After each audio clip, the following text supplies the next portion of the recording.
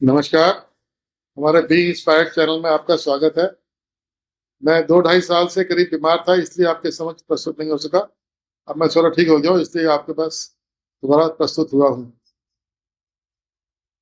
आज का हमने जो टॉपिक लिया है वो है माइंडसेट। हम लोग किसी ना किसी तरह के माइंडसेट से ग्रसित रहते हैं, जो कि कोई अच्छी बात नहीं है। माइंडसेट वो चीज़ है जो आपको स्टैटिक बना देती है, जबकि दुनिया बहुत डायनेमिक है। हर चीज़ चेंज हो रही है, प्रोसीजर चेंज हो रहे हैं, काम करने के तरीके चेंज हो रहे हैं, सब चेंज हो रहा है। पर माइंडसेट जो है वो घर में लाइया करा देता है। माइंडसेट नहीं होना चाहिए, और माइंडसेट अगर है आपका तो उससे बाहर निकलने की कोशिश कीजिए, नहीं तो आप उसी माइंडसेट के उसी घेरे में घूमते रहेंगे और आप तरक्की नहीं कर पाएंगे। और यंगर जनरेशन जो है वो आपके माइंडसेट की जरा रिस्पेक्ट नहीं करती है। अगर उन्हें कहो कि ये मम्मी को ये पसंद है, नहीं नहीं ऐसा नहीं, हमको ऐसे चाहिए। उनको किसी किस्म का भी परवाह नहीं है इस बात की कि बड़े आदमी की माइंडसेट क्या है। अब आप देखिए कि एक माइंडसेट हमारे देश में पैदा क्या हो गया, सस्ती एयरलाइन टिकट। हम सस्ती एयरलाइन टिकट बुक करने के लिए जान दे देते हैं, क्यों? हमारा माइंडसेट हो गया। हमारे देश में जहाँ तक मुझे याद पड़ता है, पहले बहुत छोटी छोटी एयरलाइंस थी, उन सबको मर्ज करके इंडियन एयरलाइंस बनाया गया। इंडियन एयरलाइंस अकेली एयरलाइन थी जो सारे देश में कनेक्टिविटी प्रोवाइड करती थी। उस केस में उसके किराए फिक्स होते थे, और किराए में चाहे फ्लाइट खाली जा रही है या भरी जा रही है, किराए में कोई कमी बढ़ोतरी नहीं।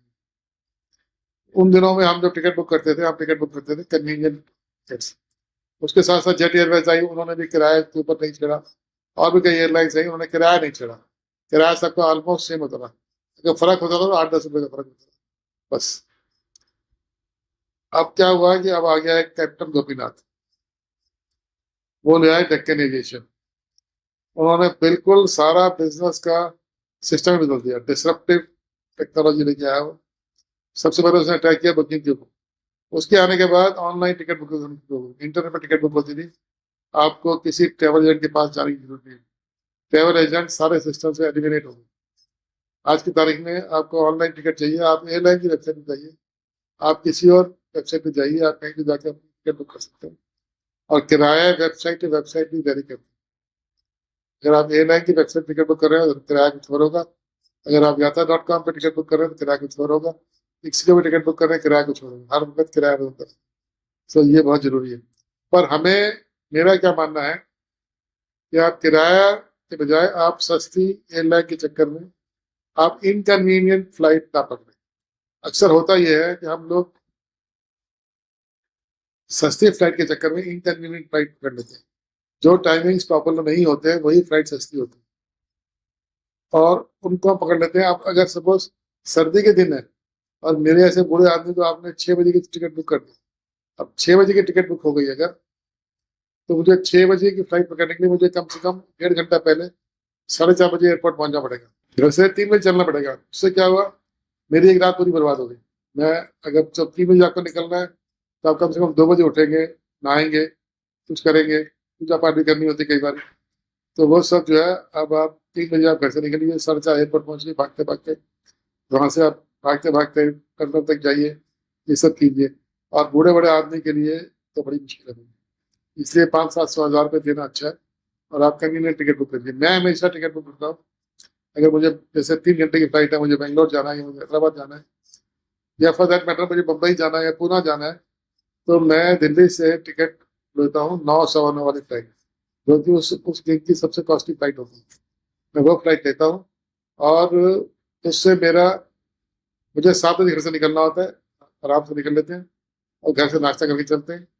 फ्लाइट में जो थोड़ा मिल गया, नहीं तो अपना 12 बजे उतर के वहाँ जाके एयरपोर्ट में लंच कर लो, या फिर आप जहाँ जा रहे हो वहाँ जाके लंच कर लो। इससे आपको कोई खाने पीने की दिक्कत नहीं होगी। और अगर ज़्यादा बात हो, कोई पेशेंट डायबिटिक या कुछ और बात है, तो उसे क्या करना है, वो अपना खाना थोड़ा बहुत साथ ले जा सकते हैं। डोमेस्टिक में एक खाना ले जाना अलाउ करते हैं, इंटरनेशनल में ये लोग खाना ले जाना जरा तंग करते हैं। अलाउ तो कर देते हैं बट तंग करते हैं, चेक करते हैं उसमें कि क्या है क्या नहीं, ये है। तो इसलिए मेरा ये मानना है कि one should never go for a cheaper airline ticket. One should pay for convenience.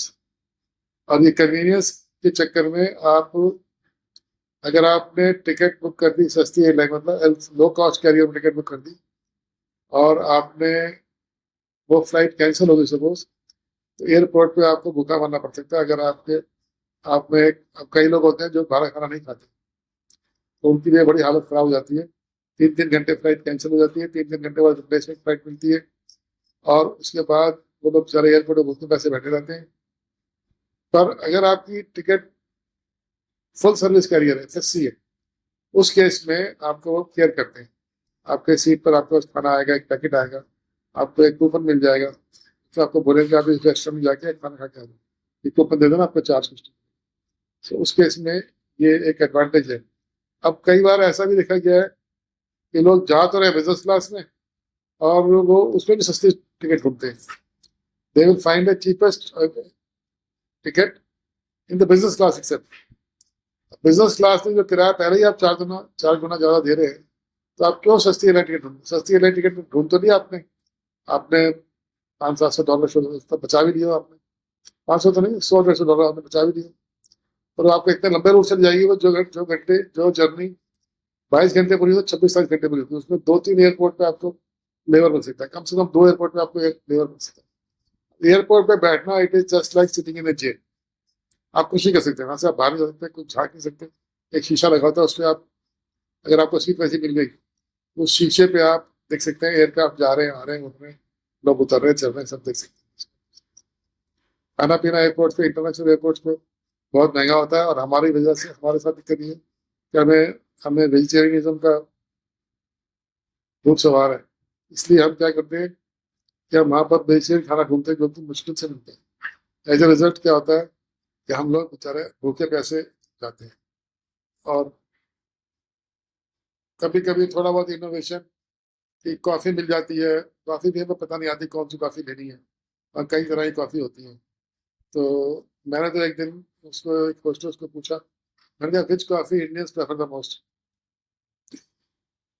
बताया सर एस्प्रेसो कॉफ़ी, 2 दे दें, 2 एस्प्रेसो कॉफ़ी दे दें, और कुछ नहीं। और मैंने बस उसको ये भी कहा, मैंने कहा देखो मेरे पास कैश नहीं है, आप पहले मेरा क्रेडिट कार्ड चला के देख लो, अगर चलता है तो देना, नहीं मत देना। तो बिलिंग हो गई अगर, और क्रेडिट कार्ड चल रहे, जेल डाल देंगे वो लोग, वो सकते हैं कि क्रेडिट कार्ड चल रहा है आप डिस्टर्ब में। इसलिए ये सब चीजें करनी पड़ती हैं। So better you go by an airline which takes care of you, gives you good food, और आपको उतरते वक्त तक आपको भूख ना लगे, और कोई फ्रूट वगैरह आप ले सकते हैं। फ्रूट्स में तो वेज, नॉन वेज का हिस्सा नहीं होता है, तो आप फ्रूट वगैरह कुछ ले सकते हैं। और जहाँ तक इस एपिसोड में इतना ही। चैनल को सब्सक्राइब कीजिए, वीडियो को लाइक कीजिए, शेयर कीजिए। धन्यवाद। जय हिंद।